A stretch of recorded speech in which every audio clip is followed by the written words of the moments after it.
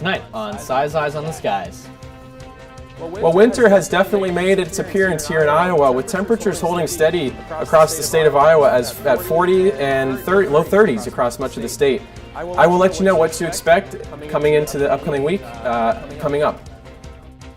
Plus, Caleb is in the studio with your national forecast. All that and more as this Thursday, November 2nd edition of Size Eyes on the Skies starts right now.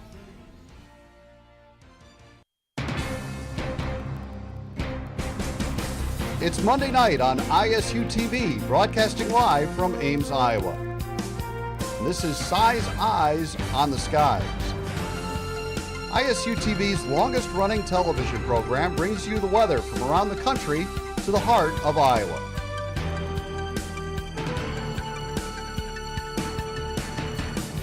The ISU Meteorology Department team of forecasters keep you ahead of the storm.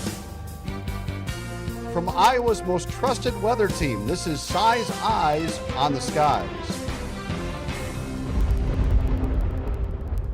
Welcome back to Size Eyes. I'm now joined by Anthony. I was walking to class today and it just felt cold again. I mean, a little bit warmer, but still cold. It was very chilly. The clouds broke up today, thankfully, so it warmed up a little bit. I did see that a little bit earlier. But it was cold, and the game this weekend for Iowa State in Morgantown, West Virginia is going to be very cold. So we'll be talking about that coming up later. You just can't escape it anymore. Right? Yeah, winter is definitely here, and there's no escaping it. I don't love this time of year. I used to when I was a kid.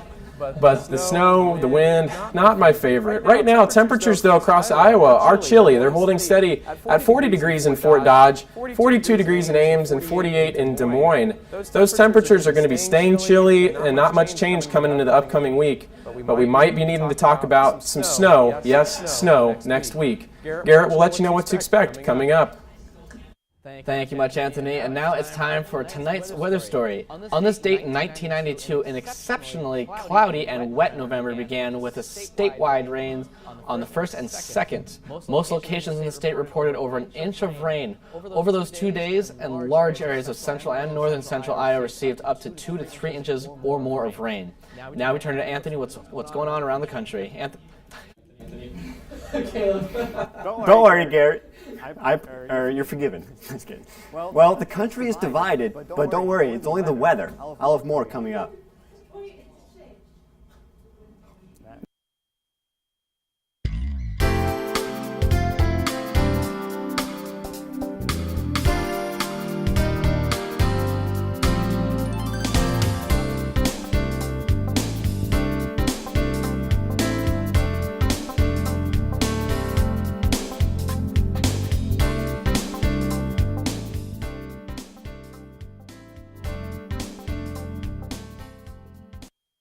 We are now joined by Caleb, not Anthony, but Caleb. What's going on around the country? Caleb? Thanks, Garrett, for that suspenseful tease. I really appreciate it. As we take a look at our current temperatures across the country, we have two different air masses going on. We have a very warm and muggy air mass towards the south here with temperatures in the 80s and 90s, whereas we have a polar air mass up to the north with temperatures in the 20s and even teens in some spots right now. So as we explore the Midwest, right now in Des Moines we have 48 degrees, fairly seasonable, 37 up in Minneapolis, and again we see those 30s up in the northern plains, but 74 down in St. Louis, evidence of that cold front passing through the Midwest. As we migrate to the northeast, we have 57 in Augusta, 64 on the coast in Boston, and a warm 68 degrees in D.C. So they're staying fairly moderate ahead of the cold front as it approaches. So we go down to the southeast, we have a warm 81 degrees in Tampa, 71 in Jacksonville, and 73 in Montgomery. So again, above average in these locations. It would feel pretty nice to be down there right now today. Going to the southwest, we have 70 in Albuquerque, a warm 79 down in Phoenix, and 76 over in Las Vegas. So again, we kind of get those 70s, even 54 in Flagstaff, a little cool in the higher elevations though. As we go up to the northwest again, as we come more towards the northern Rockies, we have 29 in Billings, 53 in Idaho Falls, 34 in a chilly Missoula tonight. But along the west coast over by the Pacific, we're staying more moderate with 51 in Portland and 53 over in Medford. With our current satellite and radar picture, again, we see that mid-latitude cyclone centered in eastern Canada draping its cold front across the country through Illinois, bringing evidence of those showers and some thunderstorms going on in the Great Lakes region. And we have a big piece of energy over in the Pacific Northwest that dip in the jet stream is going to really trigger a lot of mountain snow and precipitation over in that region over the next few days. So as we go into tomorrow, we see the evidence of the cold front from the cyclone up in Canada going along the east coast and mid-Atlantic, and we start to see some snowfall and mixed precipitation up in the northern Rockies by Wyoming, Montana, and parts of Idaho. And as we continue through Friday and into the weekend, most of the rain from the East Coast exits the mainland. We see some showers in Iowa as evidence of some of that same energy that brings the snow to the Dakotas and Montana, Idaho. And as we continue further into Saturday, football day here, again we have some rain in the Great Lakes region, but the snow persists along the U.S.-Canadian border up by Winnipeg and Bismarck, stretching all the way into parts of Nevada. And if you take a look at our forecast highs for tomorrow, we have 61 in Cincinnati, 55 in Kansas City, and again, 36 in Billings. So again, we see that clear divide between the cold temperatures in the northern third of the country and the warm 80s and 70s across the southeast and southwest. Iowa kind of caught in the middle there, on the colder side of things. And our travel city forecast tonight is Missoula, Montana, a great town. So on Friday, it's going to be breezy with an 80% chance of rain and snow showers. And as we go into the weekend and early next week, temperatures drop below the freezing mark, even into the low teens, with some snow chances possible. I've heard Missoula's a nice town to visit this time of the year. Now let's take a look at tonight's trivia question. The largest snowflake ever recorded fell in Keogh, Montana on January 28, 1887. Was its diameter 38 centimeters, 10 centimeters, 26 centimeters, or 55 centimeters? We'll have your answer coming up right now. Let's have a look at what's going on the weekend ahead. Anthony? Thank you, Garrett. Well, as I mentioned earlier, those temperatures are cold outside. We got fairly lucky early in the season with not a lot of cold temperatures and snow as we speak, but next week that might be changing up. Our headlines for today, we had a brisk day out there with clouds this morning that eventually broke up in the afternoon. Cooler temperatures in the mid-30s, mid-40s, but very comfortable with that jacket on. You'll be chilly otherwise. And then snow. Yes, we might have a chance for snow coming into next week. I'll let you know what to expect coming up.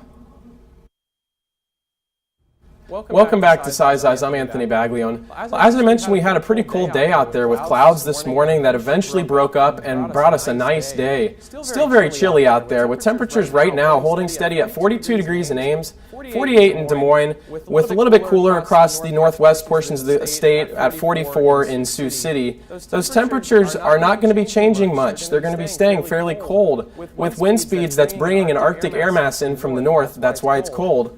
With 16 miles per hour in Ames, 9 miles per hour in Fort Dodge, a little bit calmer at 3 in Carroll. But as we progress here across the southeast portion of the state, not much change in the wind speed. Those are going to be staying fairly strong. Not as it was a couple days ago, though, with that huge low pressure system moving through and your hat kind of blowing off and being pretty uncomfortable. Futurecast Friday at 12:30. We have some snow up here in Bismarck, North Dakota and South Dakota. Across Iowa, though, we're pretty clear with those clouds pushing out, thankfully giving us a fairly nice day. You're going to want to bundle up. And then as we move into Saturday at 6:30 a.m., those showers move in ahead of a front, and that's going to drape all the way across portions of Illinois and Indiana. So bring the rain jacket out. We don't really have a game this weekend here in Iowa, but the Iowa State Cyclones are playing in West Virginia this weekend with probably some rain. But go Cyclones as we look to continue our winning streak.